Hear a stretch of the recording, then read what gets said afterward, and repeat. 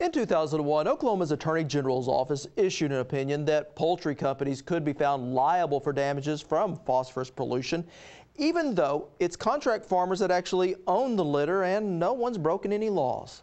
Subsequently, the City of Tulsa filed a lawsuit over high phosphorus levels in its water supply. The 5 companies named in the suit wound up settling out of court, agreeing to pay $7.5 million in damages, as well as remove excess litter in the future, which they have. But in June of 2005, Oklahoma Attorney General Drew Edmondson filed suit on behalf of the state against 14 separate poultry companies for litter applied in the region, a move that angered several farm groups and even resulted in legislation to restrict the Attorney General's power. Despite such opposition, Attorney General Edmondson has remained steadfast in his pursuit of the lawsuit.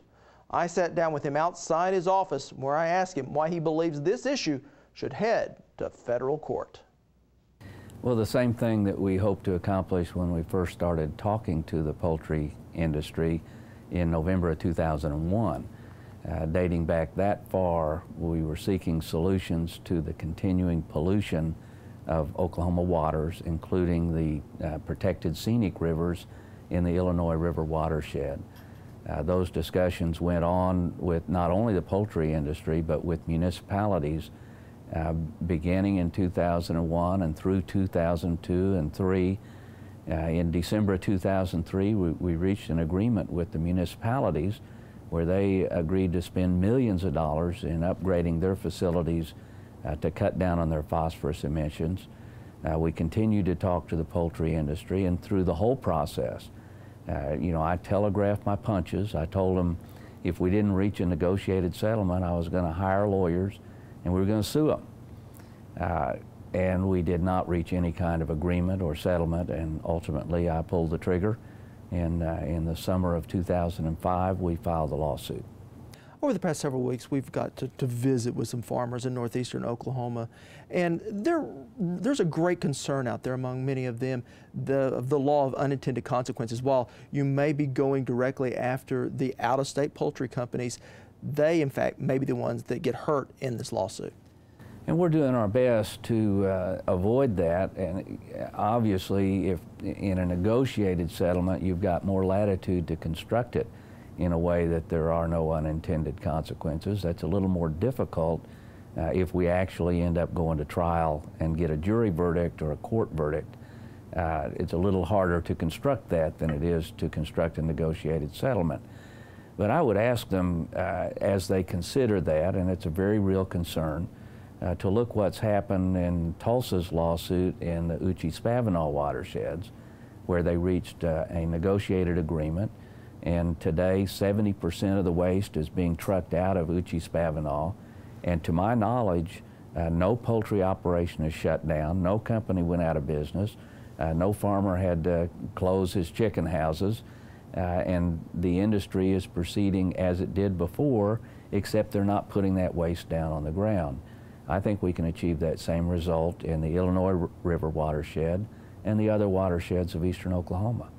Now, you mentioned much of the poultry litter is now being trucked out of state. Ultimately, if this litigation does go all the way through its course, what would be the best results for the state of Oklahoma?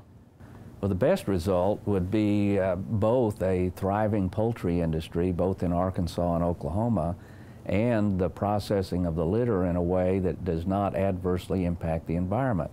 I'd like to see our rivers restored to what they were in the 50s and 60s and 70s, the purity and clarity of the water that we enjoyed back then.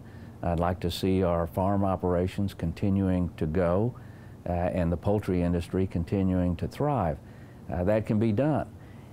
The only thing that can't happen in that scenario is maintaining the low price of chicken that we enjoy today. The price of chicken would have to go up to make this a win-win for the companies, the consumers, and the environment. I don't know how much, a quarter a bird, a nickel a pound. It's going to have to go up something to pay for the transportation and processing of the litter. Fact is, the farmers can't afford to do that. It's an asset for them that needs to be compensated, but the poultry companies can. It's a multi-billion-dollar business, and they can afford to process their waste like every other company and industry in America does. Is this an economic development issue, whether it be rural economic development or what's going on in our urban areas? Well, number one, it impacts on every urban area that extracts water from the lakes and rivers of northeastern Oklahoma for human consumption and for industrial needs. But, you know, there are a lot of people involved in agriculture, not just the farmers, but the feed stores and the people that support them. But the number of people involved in agriculture in northeastern Oklahoma is dwarfed by the number of people involved in recreation. Well, when you look at every boat dock, every marina, every bait shop, you know, every canoe operator, every motel, you know, every job that's involved in the attractiveness of our waters, you know, that number far surpasses the number of people involved in agriculture.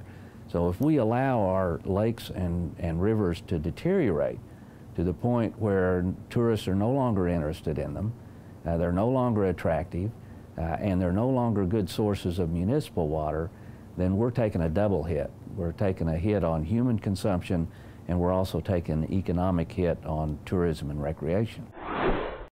Well, since the lawsuit was filed, the poultry industry is committed to removing excess poultry litter out of the Illinois watershed.